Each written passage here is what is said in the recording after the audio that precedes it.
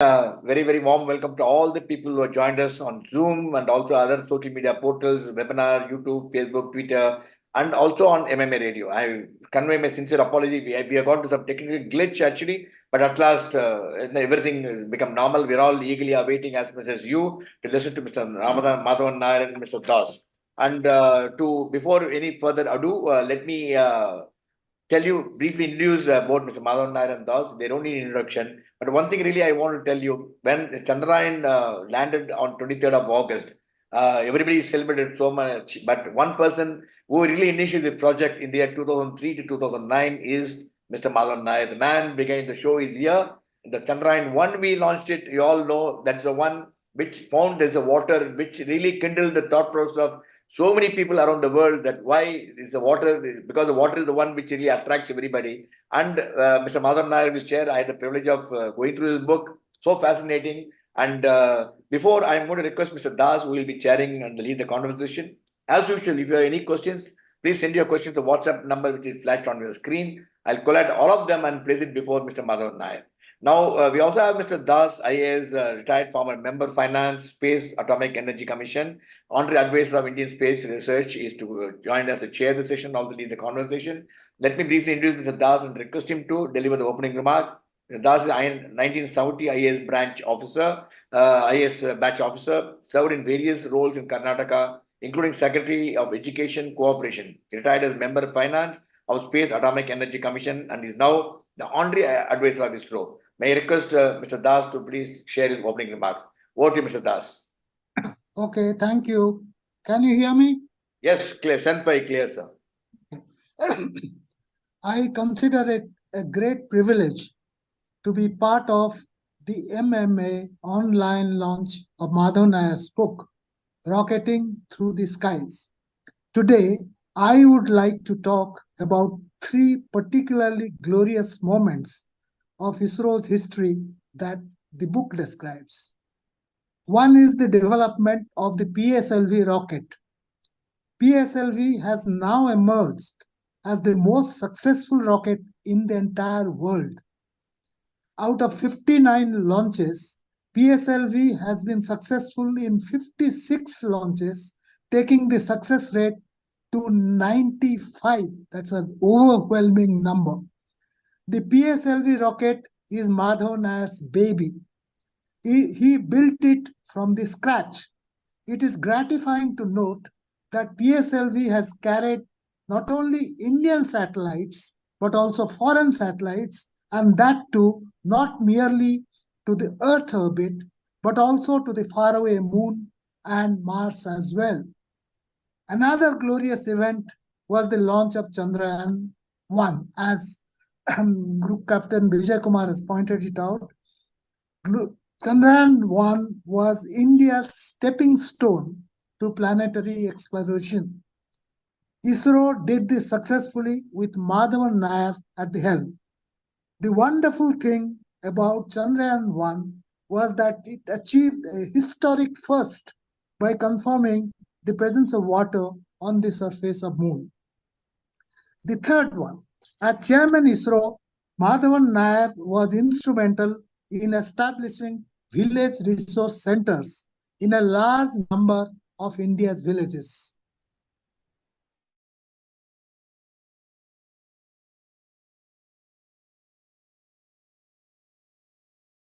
The availability of natural resources in the village in the local language. It is a tribute to Madhavan Nair that he was able to better the quality of life of ordinary villagers of India by carrying to them benefits of space-based projects. I found Madhavan Nair's book a very compelling read. It is an autobiography, all right, but actually it is much more than that. The book blends details of Madhavan Nair's personal life with milestone moments from ISRO's history. The book is in fact a fitting tribute to the spirit of discovery that has been the driving force of India's space program. In particular, the book tells us about the trials and triumphs of the rocketry program in ISRO, which has been very difficult exercise, but very fruitful also. But above all else, the message of the book is loud and clear. Madhavan Nair is indeed the rocket prodigy of India. Let me repeat. Madhavan Nair is India's rocket prodigy.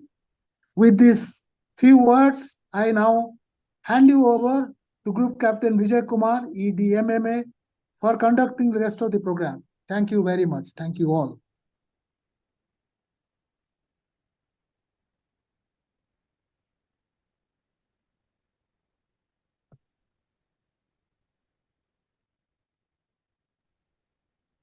Group Captain, you are unmuted.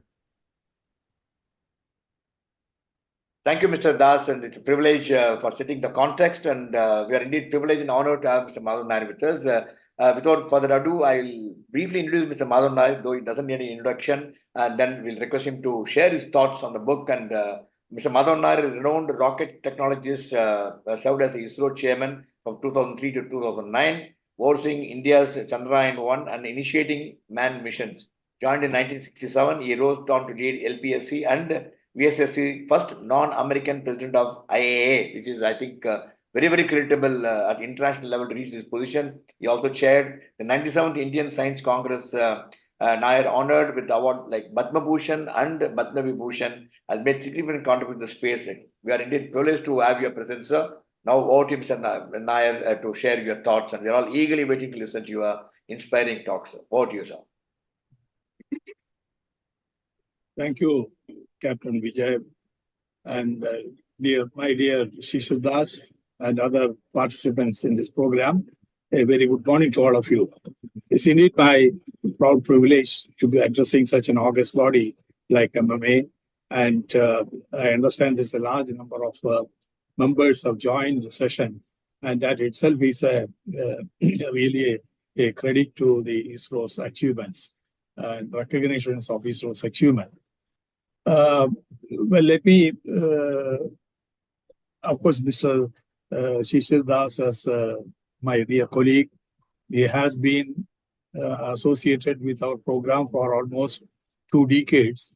And he has the person who has worked with several eminent personalities who headed the Indian Space Research Organization. And we had a very sound and productive innings, so to say. And he was my right hand in many of the projects. And it is perhaps he has written about touching lives, the space application for the common man.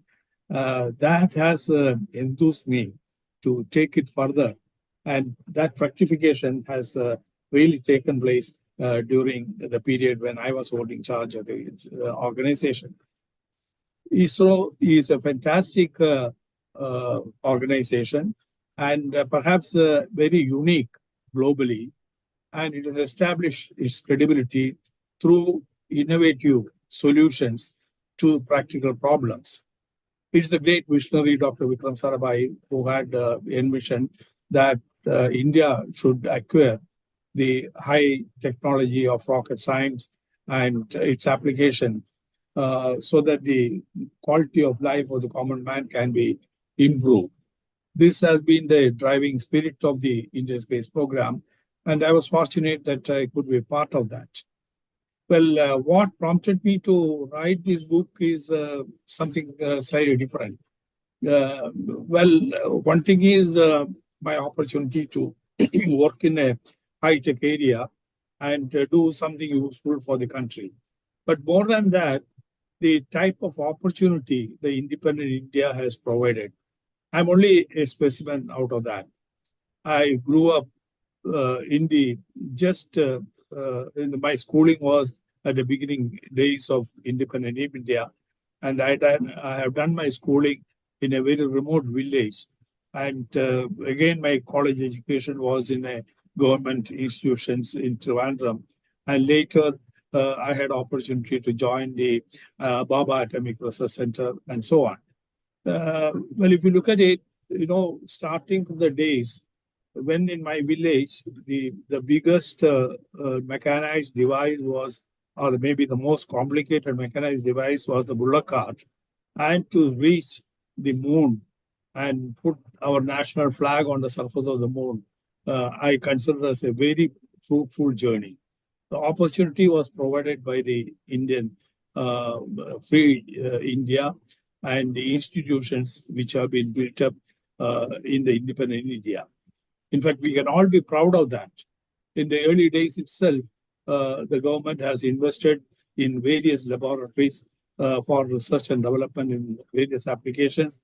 And starting with the agricultural revolution, which is headed by Dr. Swaminathan, to the atomic program, which is headed by Dr. Homi Baba, the space program, which is initiated by Dr. Vikram Sarabhai, the missile program by Dr. Abdul Kalam, and so on. So these are live examples how the Indian homegrown technologies and the scientists can achieve very great heights of glory in the, and achieving and producing results of global standards. The fact that we were able to recently land on the south pole of the moon at the first attempt itself very precisely and have our rover going around for a couple of weeks there and collecting data shows the excellence of the space technology what we have achieved. Now, I'm really proud that to be an Indian and to be a homegrown Indian and to have an opportunity to work in a domestic program without any foreign aid. Of course, I must recognize the type of encouragement which I got right from the beginning in the days of Dr. Vikram Sarabhai onwards and Dr. Abdul Kalam. He was virtually my guru in all respects, in rocket science as well as in management and in handling the complex issues. And later, the fine gentlemen scientists like Professor Sadish Dhawan, Professor U.R. Rao, and so on. So this has enriched my knowledge base. But of course, I had to keep my eyes and ears open and also take up the challenges which is associated with the development of huge rocket systems. Yes, PSLV has emerged as one of the most reliable and cost-effective launch systems in the world today. I'm really proud that we have done that. But that too, we did not have anything other than basic textbooks, elementary textbooks on rocket in India at the time. There was no foreign aid or no foreign collaboration in this field. Our own Indian scientists and technologists working with their hands, blasting rocket motors and maybe sometimes putting the satellites into the sea rather than the orbit. All these kind of trauma we have gone through. And in fact, it's been a rich experience.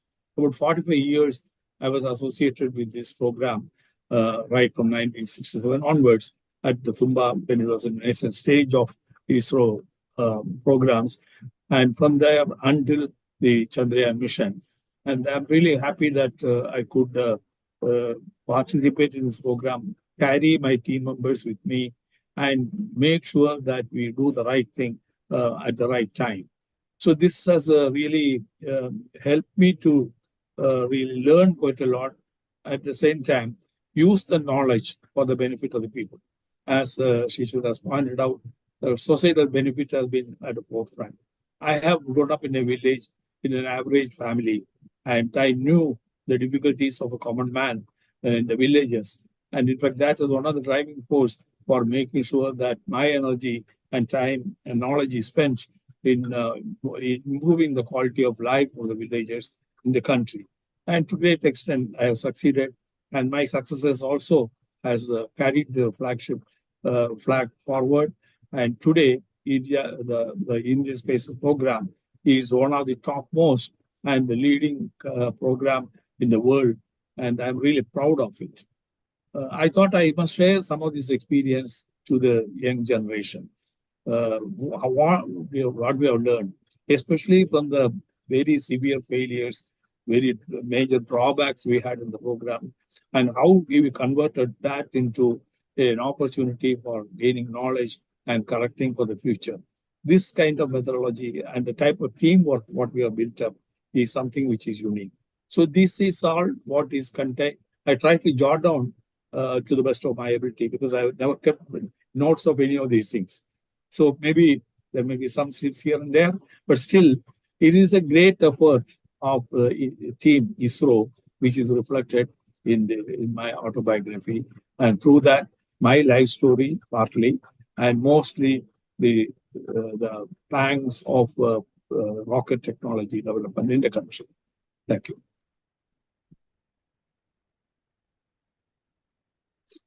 Group Captain, kindly unmuted. Captain, unmuted, please. Thank you, Mr. Nair. Very, very inspiring, and I'm quite sure a large number of viewers watching will really get inspired to learn from you and from your experience. I have a large number of questions. I will place it before you, the questions, and we'll try and accommodate as many questions as possible. We don't want to disappoint anybody who sent the questions. Let me go with the first question for the day is Mr. Anand from Chennai. He says, can you share some key milestones and challenges you experienced during your tenure as a chairman of ISRO? Well, the most challenging task was completion of the development of the cryogenic engine during that period. As you know that we had tied up with Russia for technology transfer of the cryogenic engine, and unfortunately due to geopolitical reasons, that didn't fructify. So we had to learn ourselves the ABC of the cryogenic engine, various materials used in that, the complex operating cycle which is involved, and the precision fabrication and engineering associated with that, and so on, and create the facilities for testing the cryogenic rocket engine as well. So this has been one of the major challenges which I have faced. And in fact, that whatever we have learned in that finally came handy in the GSLV Mark III. The 20-ton engine, what we have developed on our own, is a fallout of the initiative what we have taken at the time. The GSLV Mark III, the design concepts and the basic the development plan was unfolded during that period. Above all, most probably the what has come to the public eye is the Chandrayaan mission, going to the moon for the first time and traveling all the way 4 lakhs kilometers with a high precision. You know, of course, we took a very cautious approach in traveling, but finally we arrived there within 10 kilometers of the designated point, and very precisely. And India is the first country to develop succeed in the first attempt. It's made an attempt itself to orbit a spacecraft in the moon. Of course, Russia and America have done several times, but they have encountered a large number of failures in the initial phase. But we were able to do it precisely. And not only that, we were able to deposit our Indian flag on the surface of the moon. And most importantly, as Das has pointed out, the presence of water was confirmed with our instruments for the first time. So these are some of the really satisfying moments as well. Very inspiring, sir. A proud moment for each one of us. Now I got a question from Mr. Aravind from Coimbatore. He says, what inspired the initiation of manned mission and space-based services under your leadership at ISRO? And how much support did you get from the government and your team towards these endeavors? Certainly, as I mentioned earlier, it was Dr. Sarabhai's vision which was driving the space program. In fact, in 2000, when we took a review of the situation, we have more or less accomplished what he has envisioned. And during my tenure, the societal applications, telemedicine, teleeducation, village resource center, disaster management, all these have been perfected. So naturally, the question is, what next? Then, of course, we were toying with the idea of, can we go to the nearby objects like Moon and the Mars and have exploration? Simply because we want to understand better the science behind the origin of these planets, and also see whether there are valuable materials which can be brought back for the human consumption. So with this objective, we try to see that next phase can be drawn up. So the planetary exploration came as a next priority item. But when we look at the global scenario, the access to space by, of course, rockets and robotic instruments, etc., is unique. Yes, that can serve a purpose to a great extent. But at the same time, there are several purposes which can be served only by the presence of humans behind the machine, just like what you have in the fighter aircrafts and so on. So that with that objective, we found that there was a gap. India was lagging behind the America, Russia, and China in this respect. So in late 2000, the first decade of 2000, we have initiated a study program, and all the ISRO centers have contributed significantly to this, defining the scientific objectives, the technological challenges associated with that, the development plan, and so on. And I was happy to take that project report up to the government. At the time, Montek Singh Aliwal was the vice chairman of the Planning Commission. He himself reviewed and gave a very positive recommendation when he was about to approve the program. But unfortunately, at that time, there was a lot of confusion with respect to some scam associated with some spectrum sale and so on. And that has resulted in some sort of a lagging behind in this. And there was a low-key activities in this area. But I'm happy to say that the first thing what Modi ji has done was to take out those blueprints, brush it, and give a clean signal, a clear signal for going ahead. That is how the Gaganyaan, the manned mission, has originated. And we are well on the way. Maybe within a year or so, we will have our astronaut flying in our own capsule in GSLV Mark III vehicle. That is going to be the proudest moment for the country. So I'm happy that we were able to lay the foundation for such a program during these days. Yes, sir. Great teamwork and visionary. We got another question from Mr. Gurumurthy from Chennai. His question is, how did your early experience at ISRO, working under Dr. APJ Abdul Kalam, shape your approach to rocket technology and space exploration?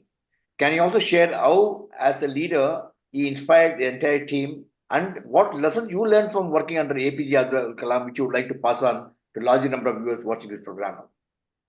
Well, Dr. APJ Abdul Kalam was a very unique personality, as you have seen his progression in career and ultimately becoming the president of the India and so on. But if you look back, he was a very simple person, down to earth in his approach, and very positive in looking at various issues. And in fact, as I mentioned earlier, he has taught me the elementary lessons on rocketry. That's the basic thing, the technical side. More than that, his managerial style. He will make everyone contribute to the best of ability. Even the Sedu Bandhan time, the squirrels were made to carry the store and lay in the sea and so on. So similar to that, any individual who is coming to his orbit will be made productive. His charm of providing an ambience, providing an encouragement and nourishment for the individuals was really great. And more than that, the team building effort. As you know, the scientific community is fairly egoistic, so to say. So messaging the ego of the people is a real success, really required for achieving great missions. And collective working, teamwork, that's the most important in any complex task. So these lessons I certainly learned from him. And he has virtually put me in a frying pan with in a very, very difficult situations. I had faced number of failures, but at the same time, he held my hand. And that holding hand and encouraging, even in case of failure, is something which was very unique. And of course, if you go on describing, I will take the whole day. But in my book, some of the chapters mention how we were working together in ISRO and later in the DRDO setup as well. Excellent, sir. Before I move on to the next question, there's a nice comment which has come in the chat box. I would like to read out to you, sir. What Mr. Karthik says, in space science, like gold mine, where mining has just begun. During Mars mission, section of society deliberated why waste so much of money for space mission when so many are jobless and poor.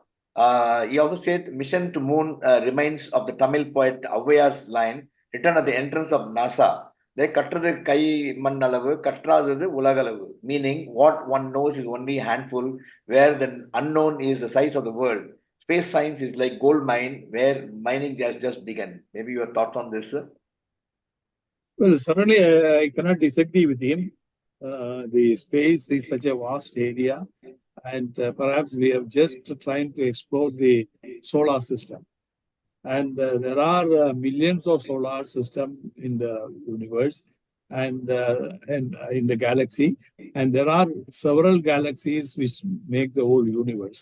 How and why of this is yet to be known. But at the same time, we all should be looking for an alternate habitat in case something happens to the planet Earth. So that also is another motive. And again, they're trying to find the resources which can be used. For example, helium-3 is a fantastic fuel for the fusion reaction. And there is plenty of that on the moon or lunar surface. So can we bring it back? And similarly, if we want to colonize Mars, the challenges associated with that. Virtually carbon dioxide only is in the atmosphere. And then how to create, how to cultivate, how to create life forms there, maintain all these are big challenges. So not only that will throw more light into the fundamental knowledge about the universe and about the life origin itself and how and why of things happening even to the human body. So a lot of knowledge will come out of the space research. Lovely, sir. We are scheduled this program up to 12:15. Mr. Madhavan Nair, if it's fine with you, I'll try and accommodate as many questions as possible. Large number of questions that keep coming. I'm picking up which are very more relevant and interesting to the members. Next question is from Mr. Sachin from Trichy. He says, in the context of the book theme, could you highlight a particularly memorable or impactful event from your time at ISRO, which you think is most memorable, which you would like to, which you always remember in terms of your tenure at ISRO? Well, I think every moment which I spent in ISRO is alive in my memory, and they were all very unique and challenging occasions. Certainly, as Mr. Das has pointed out, the PSLV has been the biggest challenge and biggest opportunity and biggest achievement as far as a personal gain is concerned. More than that, they carry the flag, which is, or the legacy, which is left behind by great personalities like Professor Sarabhai, Professor Savan, Professor Rao. That has been also very live in my memory.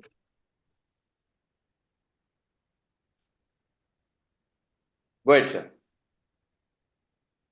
Yeah, fine, sir. Will you hear me, sir? Well, I think the point is with respect to my working with the colleagues. Of course, some of the colleagues who have contributed and were left and right hand for me, I have tried to highlight their contributions as well in this book. And more than that, everyone, the right from the lowest cadre to the highest cadre, everyone how he has contributed. And also, I must recognize the service of some of the administrative personnel, like Sri Ranganath, who retired as a chief secretary in Karnataka. Of course, S.K. Das right in front of us. These were people you cannot find a coin a word. They are not bureaucrats.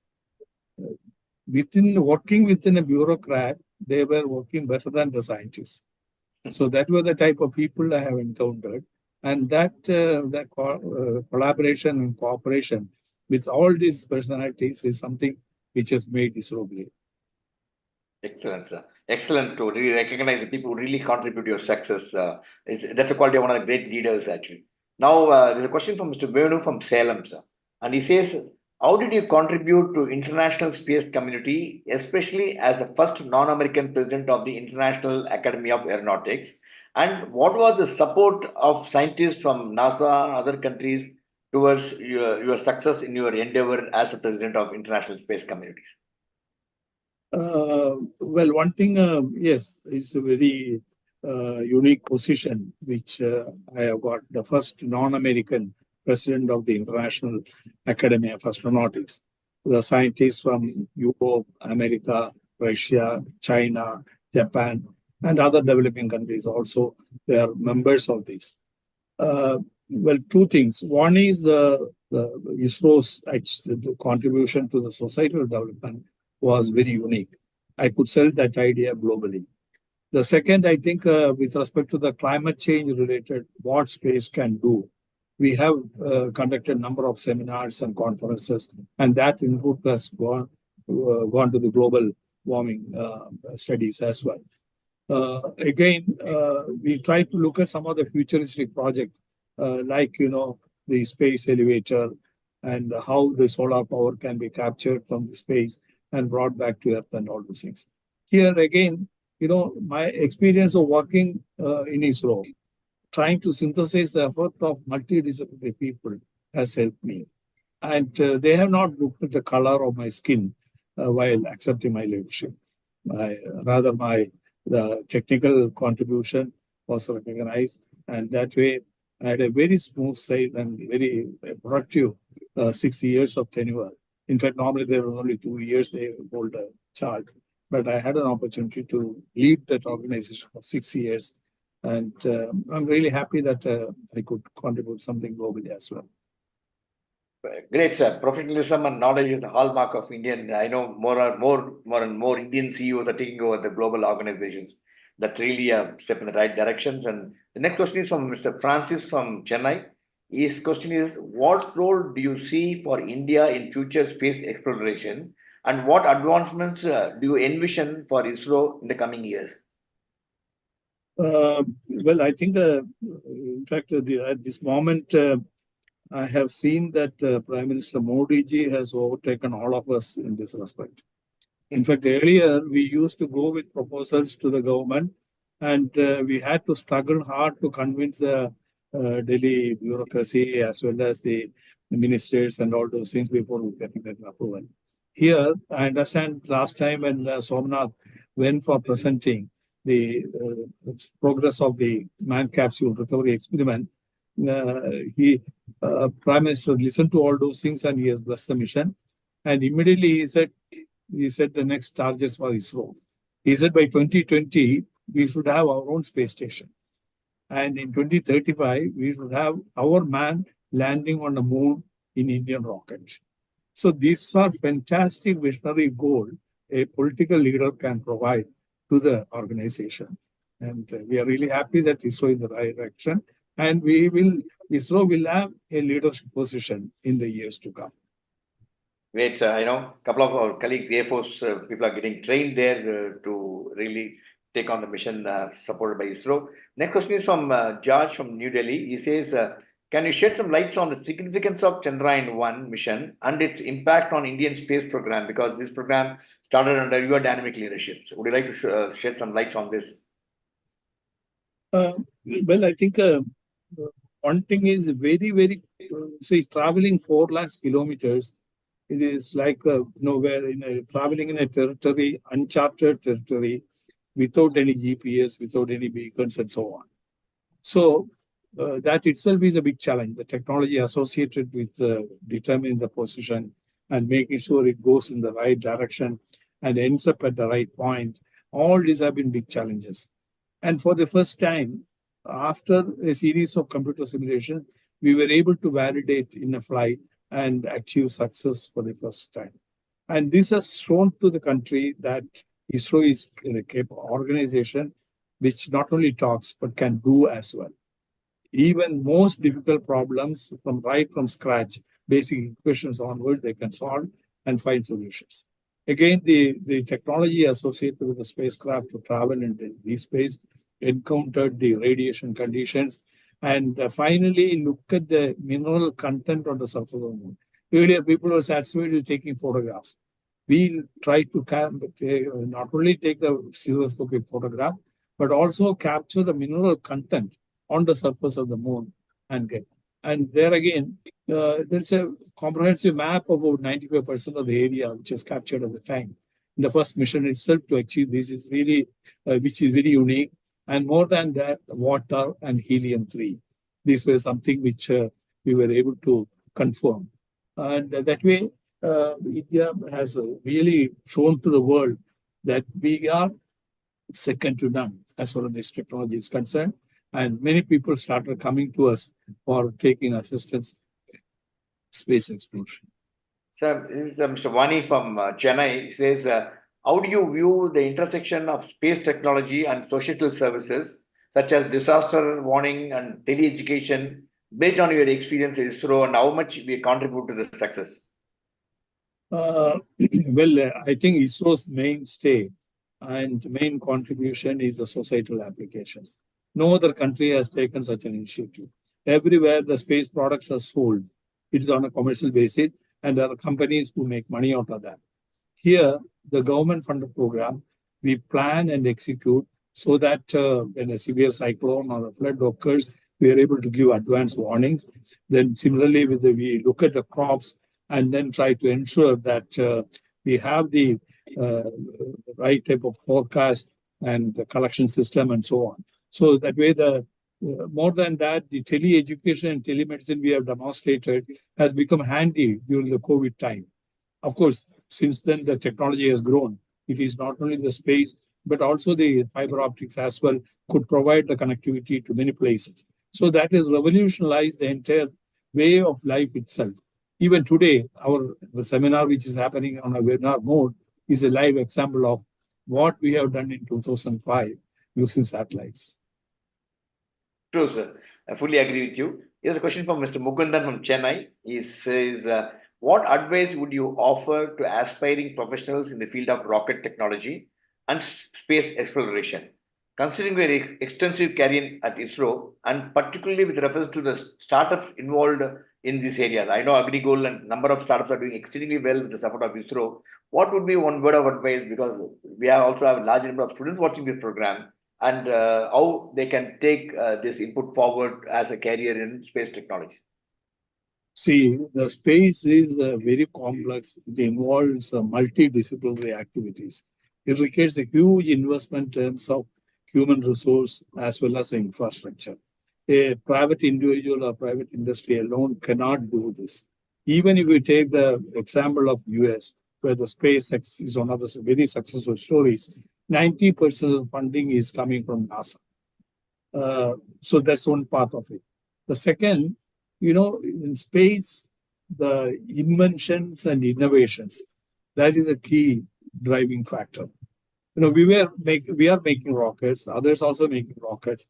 Elon Musk has made a rocket which is slightly different from that. It could come back to the launch pad and get reused. So that's a new concept, and he is really going to build money out of that. So unless some new innovation and inventions come, the startups will not be able to do much headway. They can do only routine conventional business. So they have to be taking risks. They have to be adventurous in taking up the challenges of space. Thank you, sir. Here's a question from Mr. Peter from Chennai. Another 5 minutes there. I'll try and accommodate 2-3 questions more before we let you go, sir. Mr. Peter from Chennai says, sir, in your opinion, what are the key factors that have enabled ISRO's success and made it a global player in the space industry? How do we position ourselves established in terms of space programs from NASA or in French space program, which are all quite advanced, and how do we position ourselves related to them actually? As far as the space technology is concerned, we are in par with the developed countries. We are not lagging behind. One area which you are not demonstrated is the human space flight. We soon will be doing that. But other than that, the uniqueness of the Indian space program is entirely homegrown technology. In most of the countries, these technologies were developed for military program, and later that is converted for civilian application. Here, it is totally in the civilian domain, under the government setup, under the so-called bureaucratic setup. ISRO is able to demonstrate this. It all has come because of a long-term vision, the commitment and the hard work of the team members who are involved. And there is no type of course, there is fight among the scientists on the technical aspects, but not on any of the factors. So that is one thing, the uniqueness, the team spirit, which has taken us is much better than in a cricket team. And we have done that. Then above all, You see, we were driven to a corner. The technology was denied from all over the world.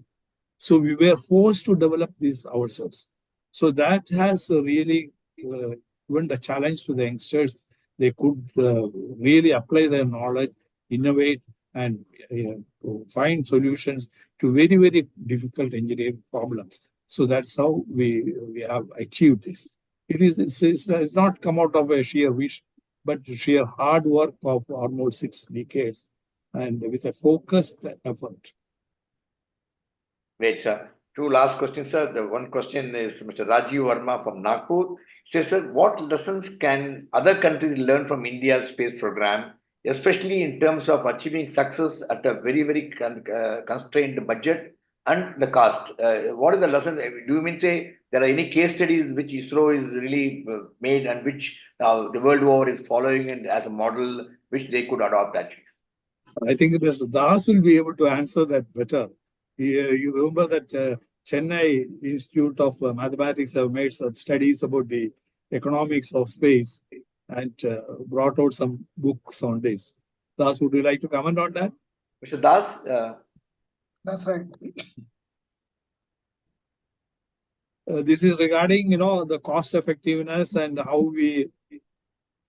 Das, the question is, what lessons can other countries learn from the Indian space program, especially in terms of achieving success at a very, very constrained budget and because we have been able to achieve so much with so little cost actually, which is really other countries are surprised. What's your view on this and how we are going to move forward? Can we continue to achieve success under this manner, or you need to invest more money in terms of technology and other facilities? Okay. Can you hear me now? Yes, No. sir. Yes, sir. You can. Okay. We had this study made by the Chennai Institute about the costing part of the space program. What they found was that compared to other countries of the world, which have taken up very ambitious space programs and have also achieved results, the Indian space program was the most economical of all these programs. That is also because of factors like, you see, our scientists, they were also conscious of costs. They did not go to the,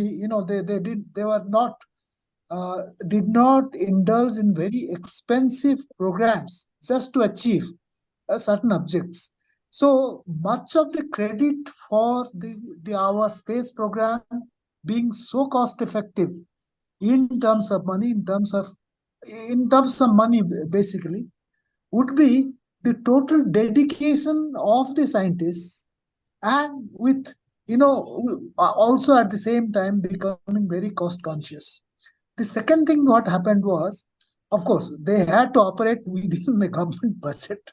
So government budget, as you know, is always a constraint in anything. But it teaches also certain things, that there are certain limits, there are certain boundaries which you cannot cross in terms of this thing. And you have also, the government always says you must give it to the person. If you are going to private sector, if you give it to a person who is quoted the least, he may not be the best. But ISRO really has been able to get the best while awarding the thing in terms of the government order and giving it to the least tenderer.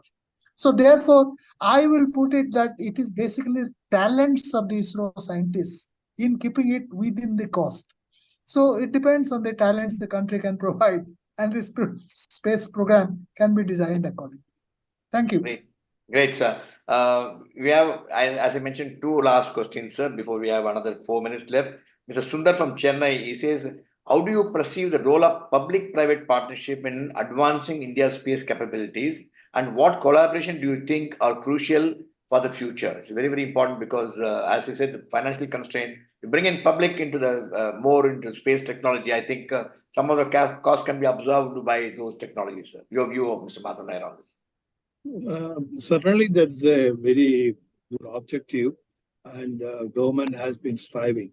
Not only that, I think right from the beginning of the ISRO space program, we were trying to make use of the already established infrastructure to the maximum extent possible. You'd be surprised to know that PSLV rocket casings were made by a sugar manufacturing industry. They were having some machinery for repairing their sugar plant and all those things. That machinery we converted for making rockets. Similarly, the big giants like L&T or the HAL, we have invested in infrastructure there and made them do the repetitive production jobs. So right from beginning, the industrial participation is assured. Now, trying to make a joint venture company and try to operate, etc.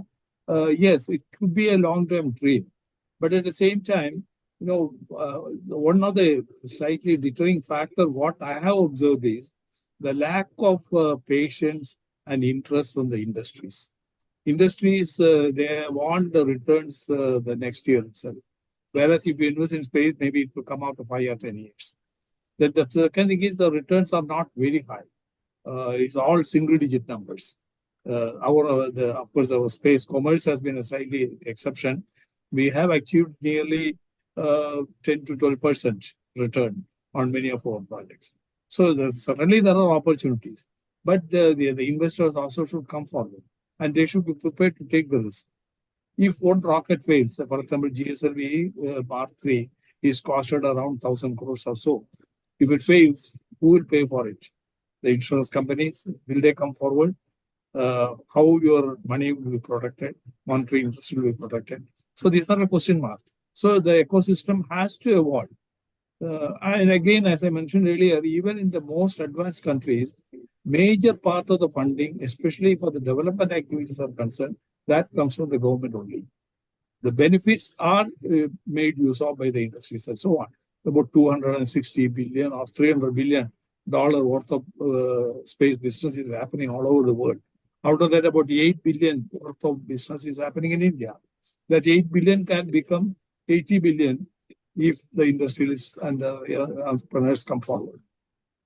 Excellent insight, sir. I think most of the corporates put on stakeholders, return on investment, because the stakeholders want return as you mentioned, a short time. It's a great insight, sir. One last question before we let you go, sir. The last question for this program is from Mr. Palani from Madurai. He says, sir, looking back on your career, is there any specific project or achievement at ISRO that you are particularly very proud of and why, sir? Well, as I mentioned, the developing the indigenous technology has been the most challenging task as well in ISRO. And the major part of it, the PSLV, the cryogenic engine, and the moon mission, all these were unique examples of the high-tech, how we can harness high technology and really demonstrate that we can do. I'm happy that I'm party to that. And more than that, the teams who have supported me, that is the main reason that we were able to succeed. Thank you. Thank you so much, sir. Very inspiring and thought-provoking insights. And about 2,800 viewers are watching it program from thing. I got a number of questions, but due to paucity of time, due to restricted thing, but most of the questions have been already addressed. And thank you, Mr. Madhavan and Mr. Das. And we are separated by distance. Next time we visit Chennai, it will be a privilege and honor for MMA to host you in Chennai. As a token of our appreciation, we would like to present a digital memento. That's what we could do it thing. And can I have the MMA does a lot of work with the poor school children at different government schools and poor school. And we present on your behalf. This is what we want to share it with the children. We give them textbook, a number of things which are required, because speakers of high profile and who come and speak to at MMA, that attracts large number of people to come and listen, and they are the one who support this our endeavor. All young entrepreneurs, these are the program which we do it at different schools, poor girls.